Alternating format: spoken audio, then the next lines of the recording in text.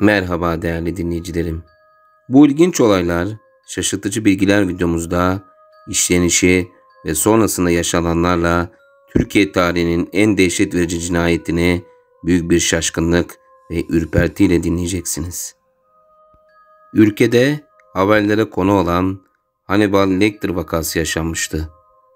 Kırkağaç yamyamı, yani fail şu an serbest ve Facebook hesabında kader mahkumu yazıyor. 1996 yazı Manisa'nın Kırkağaç ilçesinde oldukça sıradan geçiyordu. Ta ki halkın huzuru dehşet veren bir olayla bozulana kadar. Peki o yaz neler yaşanmıştı? O yaz okulların tatil olmasıyla Kırkağaç'a bağlı İlyaslar kasabasında tütün kırarak geçinen Kurt ailesinin en küçük oğlu Mustafa, merkezdeki sanayi mahallesinde çalışmaya başlamıştı.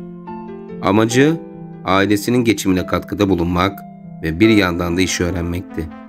Her sabah erkenden kasabadan minibüsle sanayideki iş yerine gidiyor ve akşam çok geç olmadan eve dönüyordu. Derken bir gün küçük çocuk normal dönüş saatinde eve gelmedi.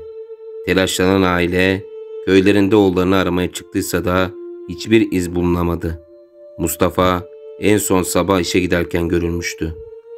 Polis ve jandarma bir anda sır olan çocuğu kasaba ve ilçe merkezine günlerce arasa da bir sonuç alamıyordu. Ama kayıp dosyası gibi ele alınan olayın seyri acı bir tesadüfle değişecekti. Acılı anne oğlu bulunur umuduyla okutacağı dua için kapı kapı dolaşıp köylüleri davet ederken kestirme olarak kullandığı zeytinlikte oğlunun elbiselerini buldu.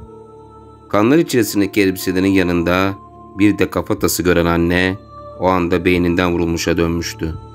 Ne yapacağını bilemez halde son gücüyle kocasına haber verdi. Babadan hemen sonra polisler de olay yerine geldi.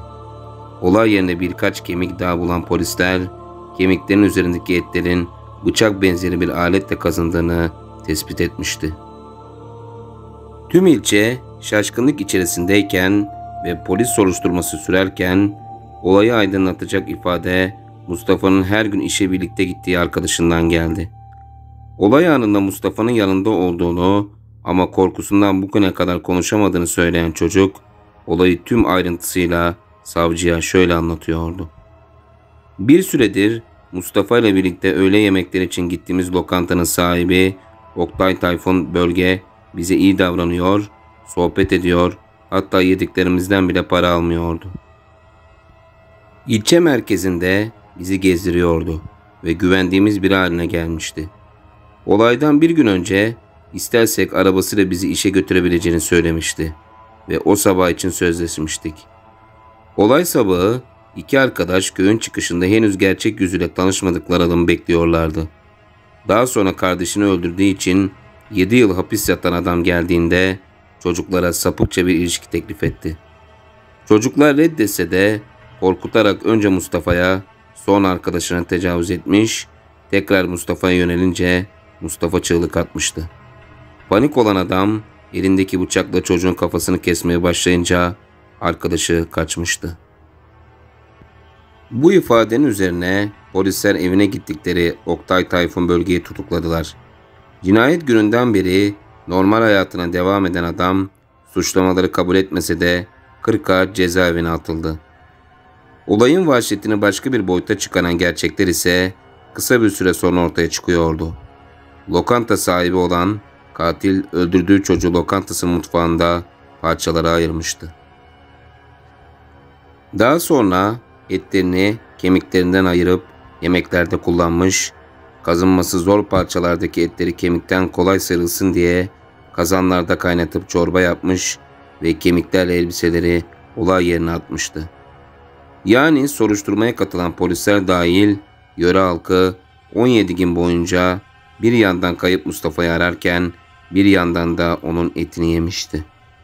Olayın duyulmasıyla lokantanın hemen tüm müşterileri psikolojik sorunlar yaşamış ve kafalarındaki soru işaretlerinden asla kurtulamamıştı.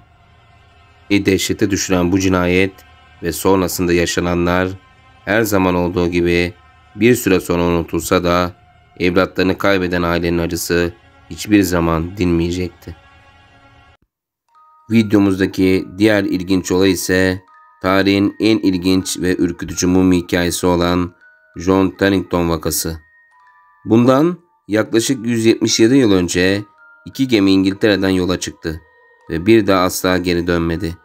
Bugün Franklin'in kayıp yolculuğu olarak bilinen bu vaka aradan geçen onca zamana rağmen bir sır olmayı sürdürüyor. Hikaye, İngiliz donanmasının subay olan başarılı kutup kaşifi Sir John Franklin'in yeni bir göreve çıkmasıyla başlıyor. 1845 yılında bir sabah 134 kişilik mürettebat HMS Erebus ve HMS Terror isimli gemilerle İngiltere'nin Greenhill limanından yola çıkıyor. Zamanın en yeni teknolojilerini barındıran gemilerde uzun sürmesi planlanan bu keşif tüm ekibe 3 yıl yetecek erzak bulunduruluyor. Seferin ilk 3 aylık sürecinde 5 kişi ekipten çıkarılarak evine gönderiliyor ve geriye 129 kişi kalıyor. Tam olarak bu noktadan sonrası ise günümüze kadar bir sır olmayı sürdürüyor. Konu hakkında yıllar boyunca pek çok tartışma yapılıyor. Ortaya pek çok fikir atılıyor. Ancak çoğu araştırmacı gemilerin kutupta buza saplandığını tahmin ediyor. 1850 yılında Amerikalı ve İngiliz araştırmacılar tarafından sefer bölgesinde ortaya çıkarılan 3 mezar, Franklin'in ekibine ait tek kanıt olduğu oluşturuluyor. 1854 yılında ise İskoç kaşif John Ree bölgede yaşayan Eskimoları bularak tayfaya neler olduğunu anlamaya çalışıyor. Ree bir süre sonra bölgenin yerlilerinin Franklin'in ekibine ait bazı eşyalara sahip olduğunu görüyor ve Eskimolardan insan kemiklerinin bulunduğu noktaları öğreniyor. Bulduğu kemiklerin çoğu kırılmış ve zarar görmüş olduğu için Ree, ekibin yamyamlar tarafından öldürüldüğü sonucuna varıyor. 1980 ve 90'larda yapılan araştırmalar yamyamlık ihtimallerini doğruluyor. Ancak bunu yapan bölgenin yerlileri değil.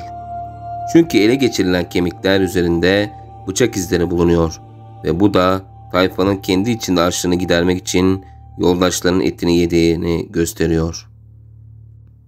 John Torrington'un ölümünün 138 yıl sonrasında bulunan bedeni ise olaylara çok farklı bir yön kattı.